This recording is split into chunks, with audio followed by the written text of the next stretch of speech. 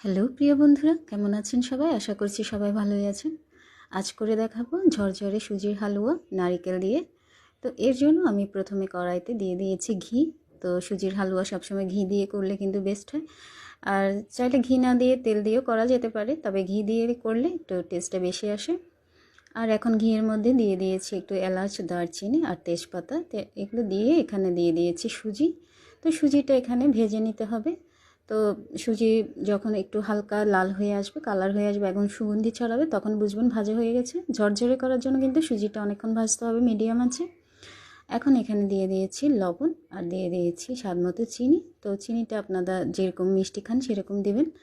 আর এখন এখানে দিয়ে দিয়েছি নারকেল কোড়া। তো এগুলো দিয়ে ভালো করে মিশিয়ে এখন আমি এখানে পানি অ্যাড করে দিচ্ছি। তো পানিটা আমি অল্প দিয়েছি, যেহেতু সুজিটা অনেকক্ষণ ভাজা হয়েছে, ভাজার মধ্যেই অনেকটা সেদ্ধ হয়ে গেছে, সেজন্য পানিটা অল্প দিয়েছি, যেহেতু ঝরঝরে সুজি করব। তো হয়ে গেছে প্রায়। এখন উপর থেকে কিছুটা গুঁড়ো দুধ ছড়িয়ে দিচ্ছি, 2 টেবিল চামচের মতন দিয়ে এটা মিশিয়ে নিচ্ছি। এটা দিলে কিন্তু টেস্টটা খুবই ভালো আসে। তো ব্যাস তৈরি হয়ে গেছে ঝরঝরে সুজির হালুয়া। তো কেমন লাগলো ভিডিওটি তা কমেন্ট করে জানাবেন। আর ভালো লেগে থাকলে লাইক করবেন, শেয়ার করবেন, আর আমার পেজটাকে ফলো করবেন। সবাই ভালো থাকবেন, সুস্থ থাকবেন। আজ এই পর্যন্ত, টাটা।